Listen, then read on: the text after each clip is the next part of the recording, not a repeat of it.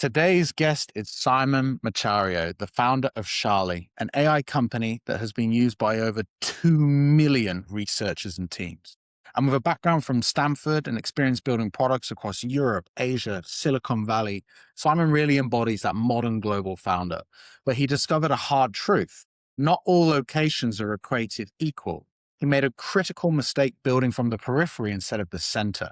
He spent a year and burned through huge amounts of capital targeting consumers who would applaud the technology but not pay for it, all while trying to build from Malaysia, 10,000 kilometers away from the talent, the capital, the customers. And then there was FOMO, watching the competitors raise millions of dollars and being stuck in this talent gap. Today, we're talking about the gravity gap, where when you're building on the frontier, proximity to value isn't optional. It's everything. Simon, welcome to the pod. Hi, Ben. Thank you for hosting. Pleasure to be here. No worries. My teleprompter went too fast for me. The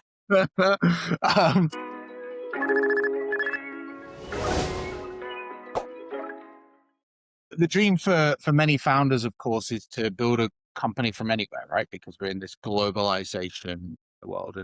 And you started building Charlie, this frontier AI product here in Malaysia. Why did, at that time, it feel like the right place to start? And when did you first suspect we're kind of building on that?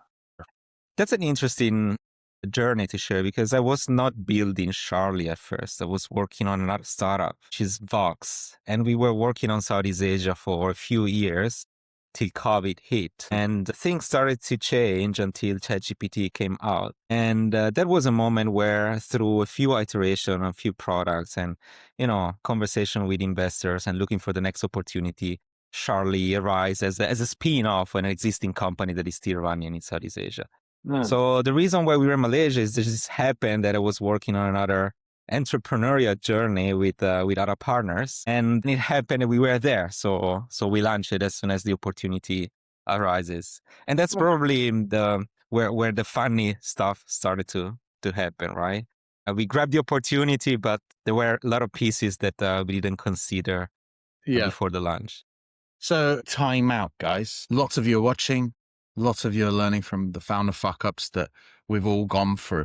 But please do me one little teeny favor and subscribe so that we can keep growing the channel and get more great founders on. Back to the episode. I think I get asked this question a lot as well. Why did I start in Malaysia? And I think in many cases, my answer is I was already here. Yeah. Exactly. And it's a beautiful place to stay and to live, etc. I think for Charlie, when we launched Charlie in a moment where there's a lot of FOMO and suddenly we got this Gen.AI revolution. I've been working in AI for 10 years, and when generative AI really started to become popular, we already embraced it for different products. The introduction of contextualization with the GPT 3.5 is what ignite a little bit company like us to look for something, a bigger opportunity or something different. And when the doors opened, we immediately took it, but we didn't realize that we were entering a market that was really on the frontier of innovation, right? And at the frontier of innovation, I'd say the rules of the game change. You're not applying existing technology and existing knowledge only on application layer. You're competing with with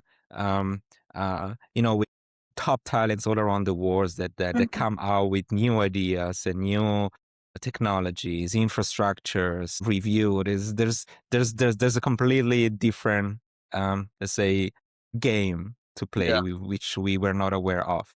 When did you first suspect that you were playing the game perhaps with the wrong tools? Yeah, I think it was not immediate, right? It was a realization that it took a little bit of time. So I was mentioning we spin off this product. We started to build this product as we saw the opportunity with the first use case was internal, trying to optimize our internal operation workflows. And one through the conversation we went on investor, it got this idea, hey, just open it up and see if it can be useful to other teams. It happened that the success was really overnight for us. So we really didn't know what to do. There was not a pricing model, a monetization model in place. There was not a clear idea who was our target. It's just it just exploded in our hand with very little knowledge of what was happening, right? We just knew that we did something that was useful for us, and suddenly it Yeah. was useful for initially thousands or hundreds of thousands of users until it get to millions very quickly. Yeah. So you kind of caught lightning in a bottle a bit. And then, as I Mm. understand it, you started to spend quite a lot of, marketing dollars on that consumer customer acquisition, but people weren't really converting, they weren't really paying. And so for founders listening, how do you kind of start to distinguish between that positive feedback? People are like, hey, this is great, we love it. But going from that to, paying demand, what was the sign you started to see in? Uh, That was the journey of the first year. Extremely excited but painful at the same time. We got this product that exploded, new governance to be built on top of that because obviously we spinning off from a different company. I think the philosophy that we went for at the beginning was let's acquire user. Let's collect data and let's postpone the decision understanding who we want to target after. It's still a generalistic infrastructure at that moment. Even ChatGPT didn't really know who was your target. It was its target, right? A lot of solutions were coming at the same time. We're talking about the beginning of 2023, so a month later after the launch of ChatGPT. So acquisition first, data. And obviously the freemium model is the one that we thought that came with the difficulty of we need to bear the cost of these users. Right? Where do we take the money from? It's not sure. We did a little bit of fundraising at first. We got partners on board that sponsors our infrastructure. Somehow we managed to back all those costs. And I won't lie to you, it was extremely expensive. It's really cut our runway of a year. It is just immediately after the launch, we had a runaway of that the decrease of 12 months. Suddenly, there was a lot of alarmism Yeah. inside of the team, right? What we're gonna do next, etc. So we started to rush on looking into the customer and who is gonna really be our customer. And we didn't have an answer immediately. So we started to, try to charge with what we thought it was good to charge a customer. I started to, usage base, seed base, etc., until a certain point we had to take the hard call. Let's cut a revenue stream and let's implement a model that is driven more by high value customer, which is B2B driven. From million of users, we had to say, hey, stop a little bit on the usage. So Wow. let's try to focus on building for customers that we know for sure we unlock a higher value for. And how did you come to that decision? I understand a lot of cost went into just supporting 2 million users and just keeping the lights on, getting these partners, getting some investment, doing anything you could to keep the lights on. But how did you come to the conclusion? Was there a moment where you're like, B2C is wrong for us? We have to. Yeah, I think it was a certain point. It was an inflection moment where we realized we are not able to fix unit economics, and it's not our problem. It's really a market problem.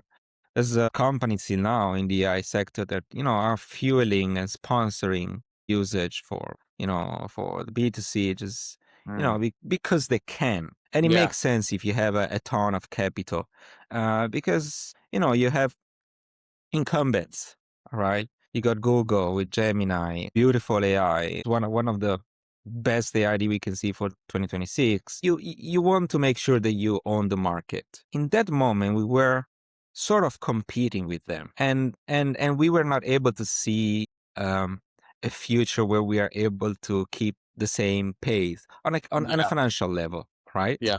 So can we sponsor, subsidize our users and put it as a marketing cost for acquiring more users and eventually, our final B2B segment for such a long time? At a certain point, the answer was no. So we Yeah. were somehow forced, right, Yeah. for survival to take this decision, and I had to admit it was the best decision we could took. Yeah. It suddenly removes so much pressure and pain Mhm. and brought clarity to what we were really doing it, Yeah. right?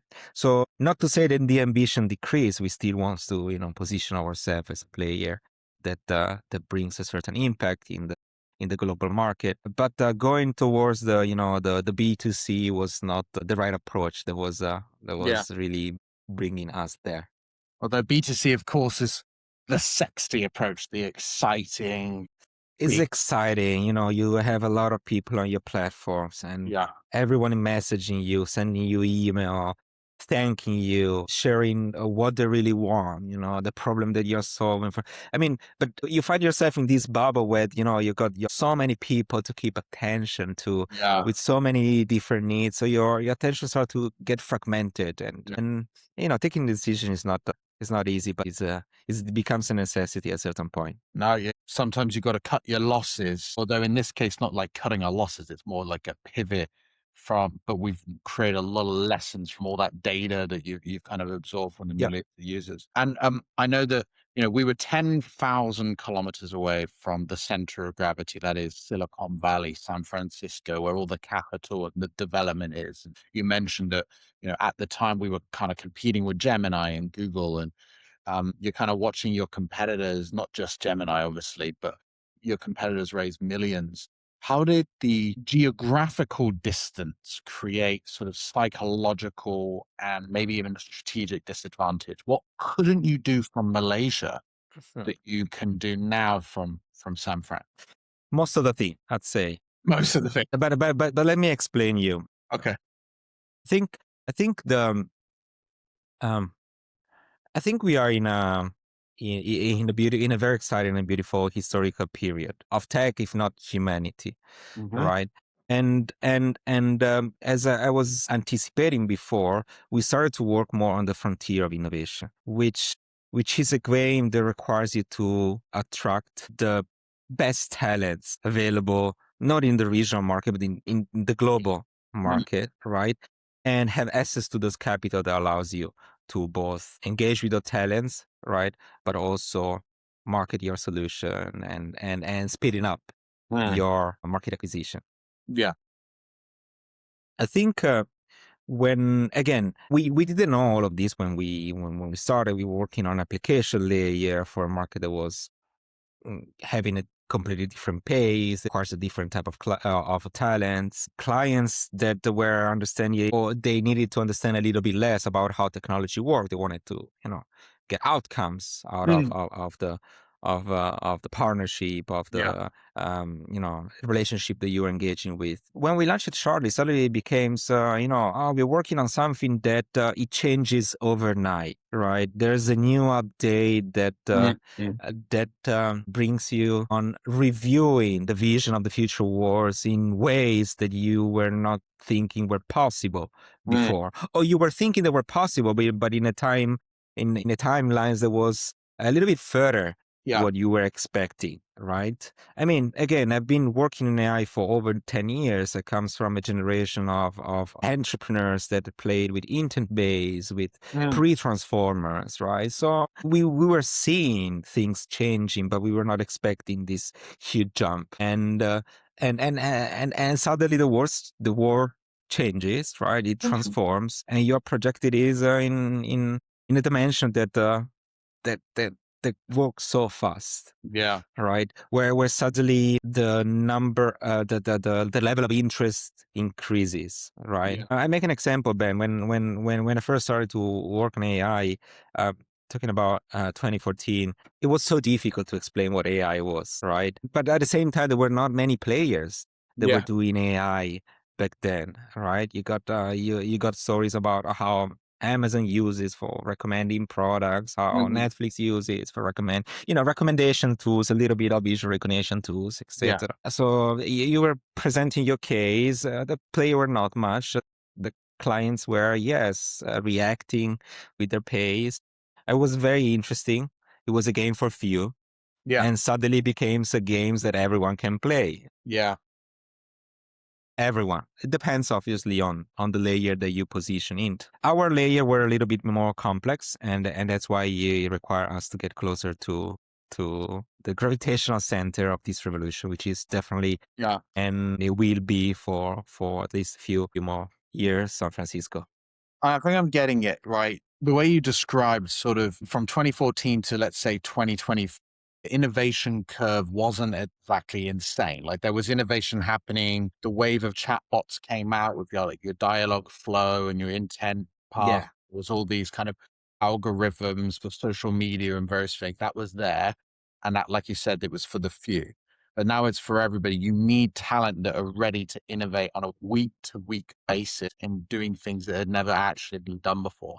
So when you're trying to build out here, because I imagine for for a lot of the start, your team are here in Malaysia, in the region, and there are obviously huge benefits from bringing a team here where you've got the cost of living, the workforce doesn't, we can extend our runway that we've already burnt on our 2 million users.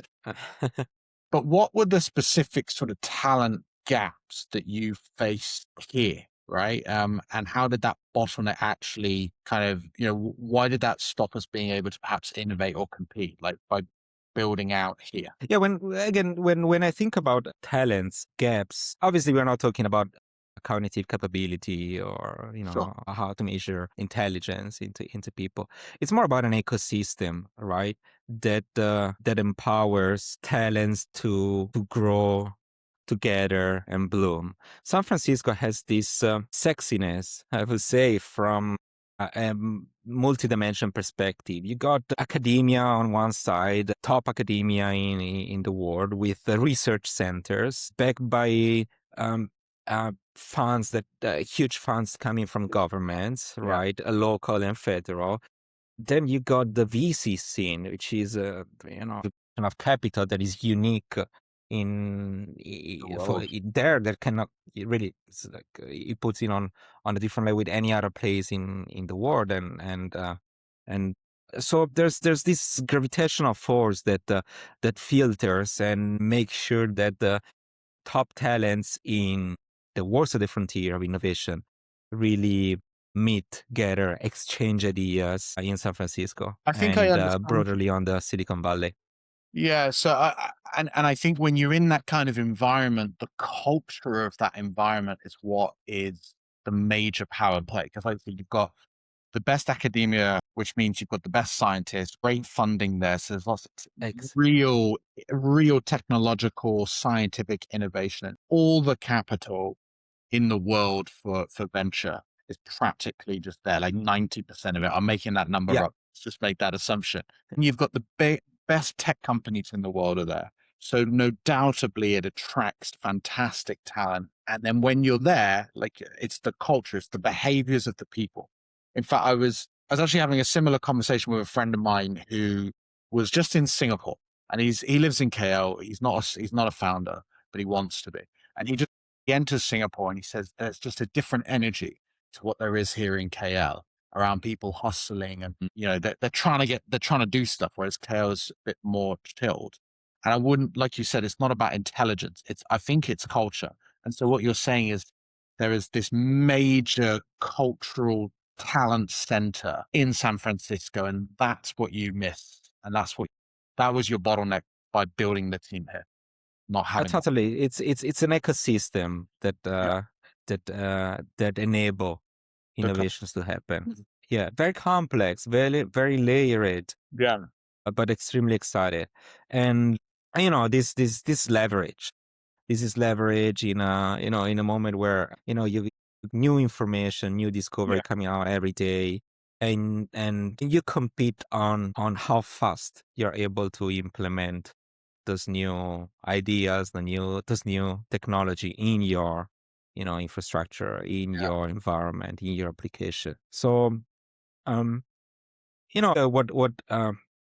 what AI it's fantastic. It's probably the most beautiful thing that really happened in humanity, or to help humanity in the past years. And one of the things that it really excites me is that it really gives access to knowledge or to information, to a certain level of information, in a very democratized way to everyone.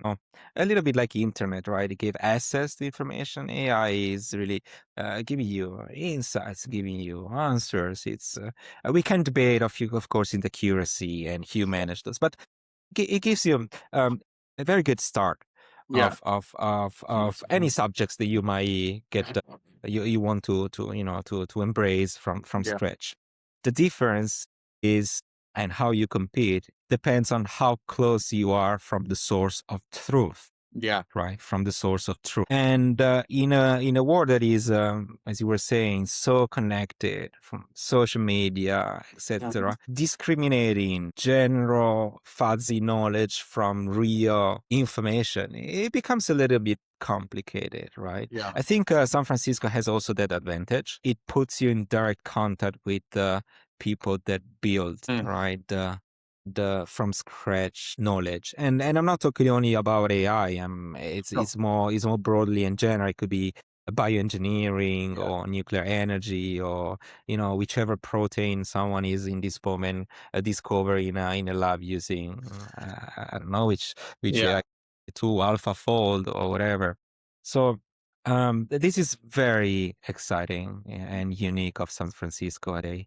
Yeah. So I can understand it. I understand why that shift. And obviously, before this shift, we kind of burnt a lot of runway to kind of get ourselves to this position to go into to B2B to start building out in America or in San Fran. Was there like a specific moment, like perhaps a metric or a conversation, a failed experiment that was like, we need to be out, we need to be in San Fran. We can't be doing this here. This is a fatal mistake if we stay where we are. I was familiar with San Francisco, or as we say, SF, earlier than obviously when different than at the end we moved there. Yeah. So it was a place that I was getting influence, I was getting knowledge, I was going frequently to. I think if at the beginning it's not, it was not clear. It was also a little bit difficult to move from capital expenditure perspective, and things are moving fast, so your attention is also in a startup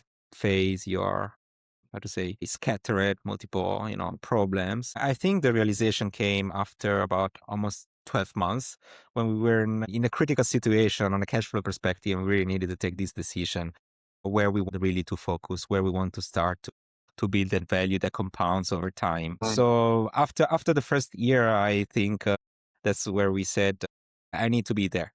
I need to Yeah. be there. I went there first, right? There was a it mm, was a moment of loneliness as a single founder to move Yeah. there and try to rearrange and flip the things. But it took about a year, I'd say. Yeah. Okay. That's a whole nother topic. I think the single lonely founder. I feel like we could have a whole conversation on that. Oh yeah. I think you've got a good decision framework here where it's like, am I close to the money, the talent, and the decisions, the source of truth you mentioned. I guess that's changed how we operate, Charlie, the strategy behind. How does that apply to your day to day, like having that shift? Is I have to pinpoint the single most important You have to. element of Charlie is that what we are committed to and we deliver to our clients is making sure that every answer analysis that we generate our AI comes from a source of truth that is controlled by the company or by the academia. Yeah. That's really where our value proposition started, and it's developing on top of which, right? So being source of truth is not only important in research, or now it's also important as per Charlie, as the way that we architecture our solution and we deliver our value proposition. But the truth is, which is, it might be subjective, obviously, in depending on the company you're from, but you develop your own recipe and you want to make sure that all teams are aligned Yeah. to that recipe, right? So you would never use a tool that deviate, let's say, the ideas of your team members. You want to Yeah. make sure that your team members source truth from a knowledge base which is proprietary and has the secret recipe of what your company is building and why and how, etc. So this source of truth thing is truly the core of what we do, I'd say. I think I'm gonna have to explore the new Charlie. I haven't seen Charlie Please. since the old days, but if what you've just described, that actually might be really useful for something I'm doing. I'm sure it is. I'm sure it is. What is your advice then for a founder outside of the major tech hub, right? Outside of Silicon Valley. And there's many who are doing some really cool things in this region. They want to build globally competitive frontier tech. How do they know if they need to move versus just staying? Um, well, I go from I'll articulate this on a fundamental level. Mm. do stuff, build things. Definitely, it's important to ask yourself questions and why and how, etc. But it's more. We are in a moment where there's so many opportunities out there that if you're not sure about doing something, just do it and start and try. And of course, Do it. as this podcast suggests, there's a lot of mistakes that we Mm. go through and we learn from. And here's is the Silicon Valley teaching: you need mistakes. You need thousands, tons of mistakes. You just need it as fast as possible. You need to execute on top of mistakes as fast as possible. Oof. You are not going to avoid it. You can listen from other stories, other fun stories. You can get home some teaching, but at the end of the day, you want to experience those mistakes on your skin. It just wants to be as fast as anyone to come out with a significant learning that allows you to, to build on top of that mistake. So for this region, or in general for other regions of the globe, there's so many opportunities everywhere you look at. I could be simplifying, pinpointing to a single one. Obviously niches, obviously verticals. There's a lot of infrastructure innovation that can be brought in the government tech, or just do it, just Do it. go for it. It's gonna work if you have the ambitions and the energy of putting yourself in the game and learn from your mistakes. I think any aspiring founder listening should, I like it. Just do it. You just do it. Yeah. Words of Simon Yeah. and Nike. Just do Just it. the way and yeah, and this there's a copyright on this, I guess, from Nike, but but Well, this isn't but monetized. the idea is basics, right? It's so important. Well, Simon, thank you so much for coming on the pod. I really appreciate it. And it's been interesting to hear your journey, and I'm definitely going to check out Charlie. If anyone else wants to check out Charlie, what do they do? How do they get in touch with you, Simon? They can just type Charlie.ai, or they can have me on LinkedIn if they want to have a conversation, and I'm very happy to bring them through the value that we unlock. Cool. I've just done it. Charlie.ai. Thank you for your time. Cheers. Thank you, Ben. Pleasure.